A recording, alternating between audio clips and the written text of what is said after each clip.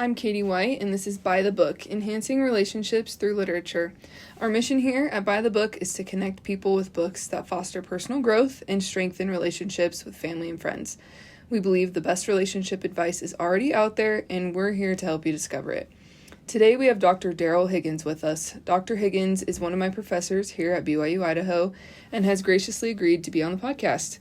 He received his bachelor's degree in Family Resources and Human Development from Arizona State in 1997, got a master's in Marriage and Family Therapy from Brigham Young University in 2001, and got his PhD in Marriage and Family Therapy also from Brigham Young University in 2007. He has worked as an instructor, practitioner, marriage and family therapist, and faculty at various universities throughout his career. Thank you so much for joining us today, Dr. Higgins, or should I say Brother Higgins. I'm so excited to talk with you and hear about the book you chose and a little bit more about what you like about it. All right, perfect. Thank you so much for inviting me. It's a pleasure to talk about different books that I think will be helpful, but I'm excited about your podcast. Thank you. So just to give a little background to our listeners, Dr. Higgins is actually the professor who is in charge of the class that encouraged this idea of the podcast. So thank you for that as well. It's been fun doing it. Okay, Dr. Higgins, tell us about which book you chose and why. So the book I chose is Raising an Emotionally Intelligent Child by John Gottman. Why I chose this book, there's so many books that I could choose that I think are great. This one has been one that has actually been just such a great benefit to me personally, but also as a clinician. I've seen it help out so many parents. But additional to that, I selected it because I think that emotions matter so much, and we aren't very good at managing emotion. And I think as I've been a therapist, so much of what I've seen in my clients who struggle is it comes down to that one thing, is they don't know how to manage their emotions. They don't know how to identify it. They don't know what to do about it when they feel, especially negative emotions. And I think this book is such a great primer on this is what you do. It's, of course, couched in how to teach kids how to do it. But I think anybody who reads it will benefit from it, because as we learn how to teach something, we also learn how to do that thing ourselves. And so that's why I chose this book. Perfect. Thank you. Next question I have for you is a little bit about the author. Tell me a little bit more about John Gottman. So John Gottman is he is one of the very first researchers in the field really of marriage, who backed up his claims and the advice he gave to couples with research. I think for many years we've worked with couples as marriage and family therapists, and even in the field of psychology, family psychology, psychologists, clinical psychologists that work with couples, social workers, professional counselors. There's all these different fields that work with couples. And I think a lot of ways we think, of some generic things like, well, people who get along, this is how marriages succeed. He is the first one that really came along and documented exactly why people succeed in marriage. In fact, one of his earlier books is basically Why Marriages Succeed or Fail. That's the title of the book, and that's the whole point of the book is he watched couples, which he created this love lab at the University of Washington, and in essence coded all the couples' behaviors, and in essence came up with something so simple but profound, and that is that there were 5 positives for every negative in a stable relationship. So if a married couple has 5 positive interactions to every negative interaction, they will have a stable marriage. They will most likely not get divorced. If we see that flip the other way, he could predict with a 90% accuracy which couples, that those couples would be divorced within a few years. And so that's just a little bit about John Gottman. I love that he has great opinion, but he backs up everything he talks about with research. It's all research-based. It's based in data, and it's not just a clinician's opinion and stories about people he's worked with. No, it is about the actual research behind all of this, and to me it's very accessible. It makes sense, and it's I would recommend, frankly, any of his books. Yeah, I love that book. I think it's called The 7 Principles for Making Marriage Work. Yep. Yeah, I'm actually using that book in a parenting class that I'm teaching right now. It's very good. Really powerful. Anyways, thank you for sharing a little bit more about John Gottman. Now we are going to get to the part of the podcast where Dr. Higgins, is going to teach us a mini lesson on a main principle that the book teaches, or a main takeaway from the book. So I'll leave it to you. Well, perfect. There's so much in this book, but again, part of what I like about Gottman's writing style is that he takes something that could be complicated and he makes it accessible. He makes it so that you can understand it. And so in essence, and my lesson, or the thing I would teach, is that basically there are 5 steps to be an emotion coach. And that's, he takes it primarily, again, as a parent with a child. But frankly, we can be an emotion coach in all different aspects of our lives if we can recognize other people's emotions and then validate those emotions and, in essence, help them move through those emotions in a healthy way. That's what an emotion coach is. And here are the 5 steps. And so we'll talk a little bit about 1 or 2 of these steps. But here are the 5. The first step is to be aware of the child's emotion. First of all, you have to be able to understand emotion. You be able to recognize emotion and even label emotion. So it's helpful for that parent to be able to do that. The second step is to recognize the emotion as an opportunity for intimacy and teaching. This would be one that, parents could fulfill that role in so many ways. I think it's a great blessing to their kids if they are able to help the child recognize their own emotion and then be able to label that emotion and even be able to see that, for the parent to see that as a time for teaching and to grow in closeness.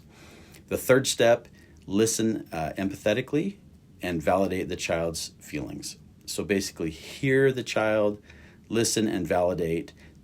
It doesn't mean that everything they're feeling that you would feel that same way, but to be empathic about that and to realize there's a reason my child's feeling this way. It makes sense that they're feeling this way. Maybe I might not feel this way, but it makes sense that they're feeling this way. And even if it does make sense, that we can still validate that I can understand that this is how you're feeling. The fourth step, help the child find words to label the emotion. So being able to help them to recognize their own emotions and then be able to label their own emotions.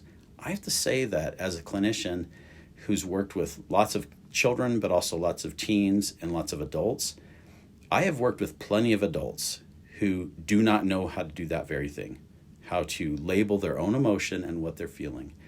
I think men specifically struggle a little bit more with that, even recognizing their own emotions. There's been numerous men that I can think of, even just right offhand, that I've worked with in a clinical setting, and I see emotion on their face, or they look like, I'm thinking of one particular gentleman I worked with who, as you looked at him, he looked like he was about to cry as we were in session. And I said to him something like, hey, I can see that your eyes look kind of red and they're kind of watering up. What emotion are you feeling right now? And he looked at me and with absolute honesty said, I'm not feeling anything. And I thought, wow, what a disconnect between seeing that emotion. It's there.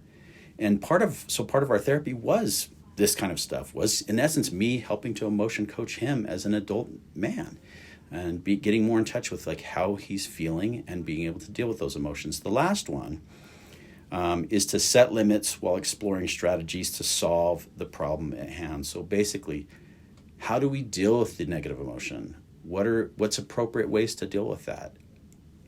I think humans, we have lots of different ways we deal with negative emotions. We have ways we deal with positive emotions too.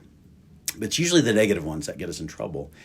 And we have to have an ability to regulate, an ability to self-soothe. And that, to me, is where I see so many people struggle, myself included. I don't think anybody's above this, honestly. I think that we all struggle at moments where we have a lot of negative emotion and we don't know what to do with it. But as we're able to recognize that, and even recognize, right now I'm not feeling good, or right now I'm really sad, or right now I feel out of control. That's good. That's better than someone who doesn't recognize those things. And so being able to notice that and work with these specific steps internally. So as I met with various clients, I would often suggest this book, especially to parents. I would suggest this book. Frankly, half the time I was suggesting the book because I knew it would help those parents. I knew it would help them personally. I knew it would help in their marriage, because as they can see each other's emotions and to be able to see those as opportunities for them to grow closer together, instead of like invalidating those emotions or being disapproving of those emotions, being critical of those emotions, that they see it as an opportunity to grow together as a couple. And again, Gottman, of course, in this book talks about this in the whole context of doing it as a parent. But I think anybody could benefit from reading this book and applying the principles to themselves. And I think they would do better in every aspect of their lives. It's not just about personal, close relationships. This emotion coaching is helpful at work. Emotion coaching is great for, someone who's a boss, to be able to, if you're a supervisor, to be able to say to someone that you supervise, hey, it looks like you're feeling really upset right now, or, and you don't, and that's not a context to be a therapist, that's not the role, but it is good to be able to understand where your employees are, or even clients are, that you can address that in whatever's appropriate in your field. Yeah. I actually just finished reading this book this morning. It's part of my homework for another class that I'm in. And I have enjoyed it so much. And like exactly what you were talking about how like you were assigning this book to these parents to read, really to help them figure out their own emotions so that they could help their children. I feel like I have been like that parent in that situation of like, I am learning so much of even about myself. And the question that keeps coming back to my mind as I read and think about this book is, how am I supposed to emotion coach a child productively if I can't even do this for myself? And so I think that, like this would be good for anybody to read, to just help regulate their own emotions, to be able to label emotions. If you can't even label your emotion, how are you supposed to do anything about it? So I have really loved this book, so I just want to add my testimony that it is good. So good. So we kind of touched on who you would recommend it to, but is there any specific crowd of people you'd recommend this book to? Or so I'll say, as I said before, I think anybody could benefit from it. Just like if I had a book on communication, I'm going to say anybody would benefit from a book on communication. But right. I think especially people who get overwhelmed in their emotions and they're just not sure what to do about that, or they're raising a child that does that,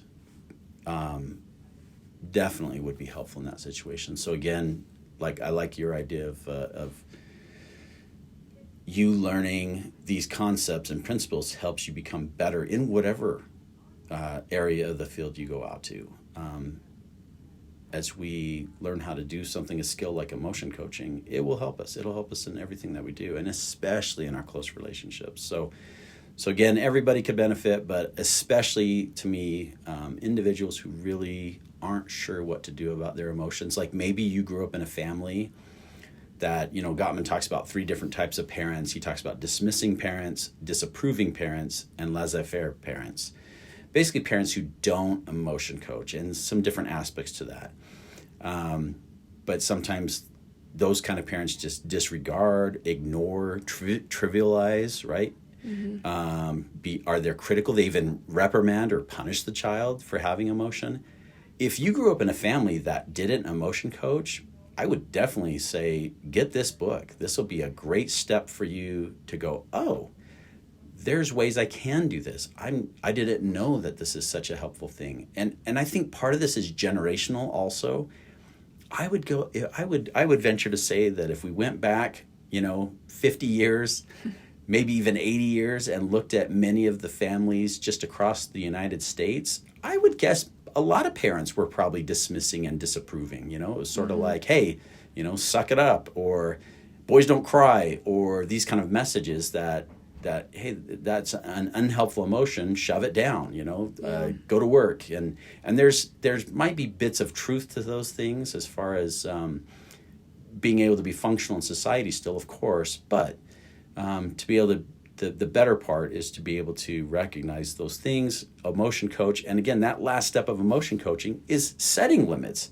There are limits to those things, and there are strategies that help us in a healthy way deal with our negative emotions, individually and even as a parent with our children. So that would be who I'd recommend it most for. But again, I think everybody. I don't know of anybody who couldn't benefit from it. I love that. Thank you. Can I ask you a question just Yeah, kind of on absolutely. the spot?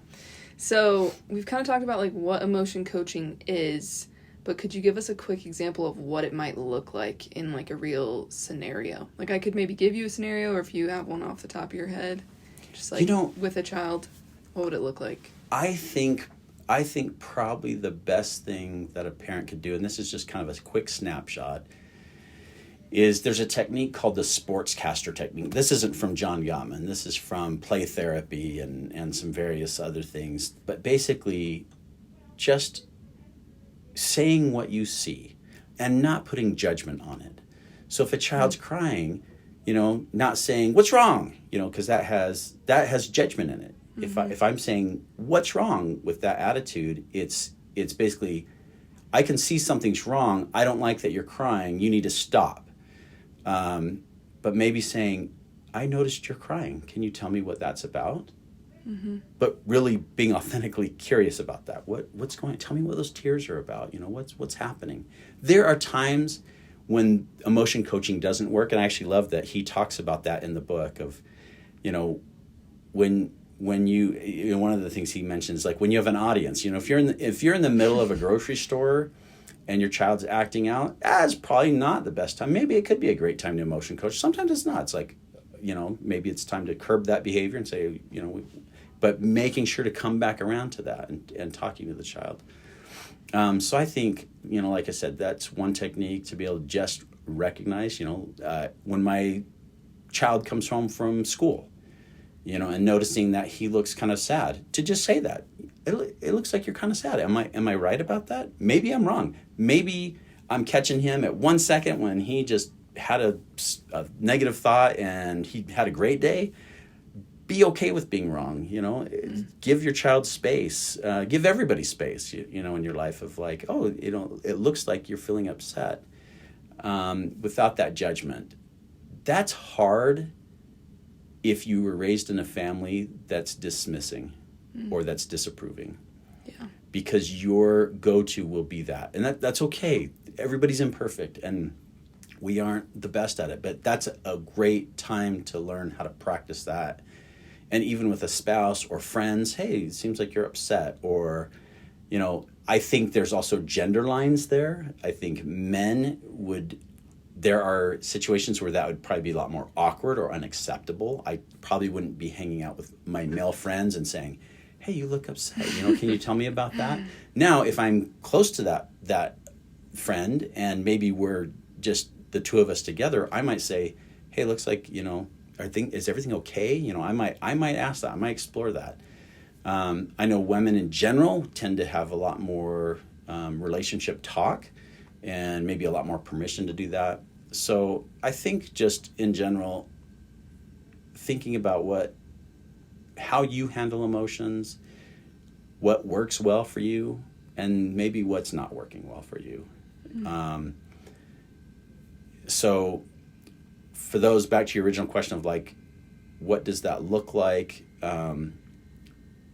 If you're able to say what that looks like, or I should say kind of identify with your child, it looks like you're sad, you know, or it looks like you had a great day today, you know, that's great too. It's not just about negative. It's about positive emotions too. And frankly, even celebrating those and highlighting those.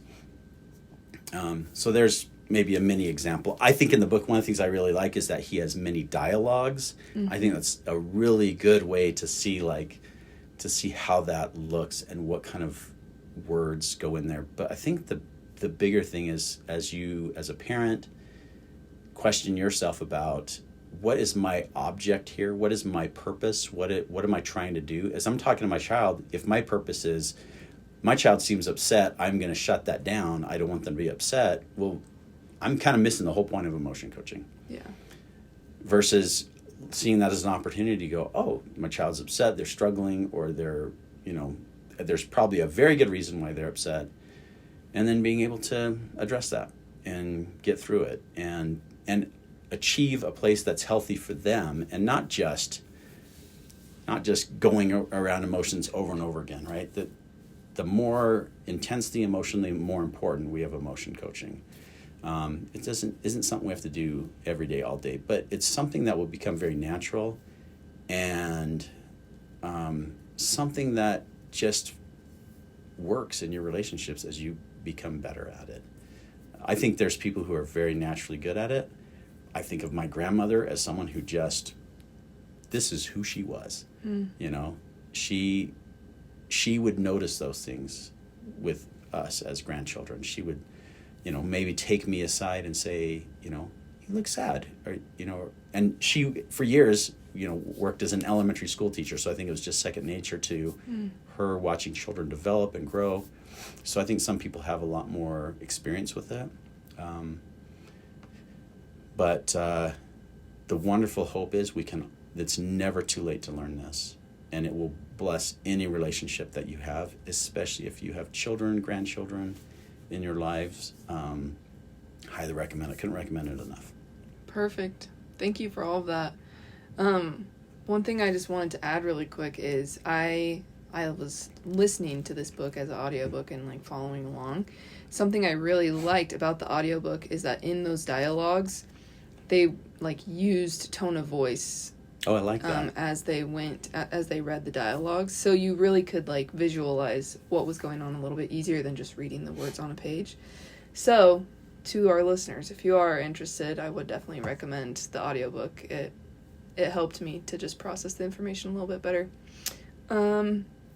Is there anything else that you want to add before we wrap this up? I think probably the thing I would add, anytime any person would interview me ever, is that have great hope for the future. And even if every one of us comes from an imperfect family, and every one of us is imperfect, so don't lose hope. Don't ever think that you're broken, or that you can't be a great parent or a great spouse, or even have great friendships. You can, even if there's some skills and some things to learn and some healing to happen. I just want you to have lots of hope about that. And there's so many great books out there. Thank you for doing this podcast. I hope that it touches a lot of people, and that they're able to get even better, healthy information in their lives, and to do better and be happier. Thank you so much. I really appreciate your time, and also your encouragement to start this podcast. To our listeners, we hope that you've enjoyed your time with us. The link to the book on Amazon and Audible will be in the show notes. Let us know in the comments if you end up reading the book and your main takeaways, and we'll see you next time. This podcast was created to help fulfill class requirements in my teaching family life education class taught by Dr. Derrel Higgins at BYU Idaho as I work towards a bachelor's degree in marriage and family studies. Thank you.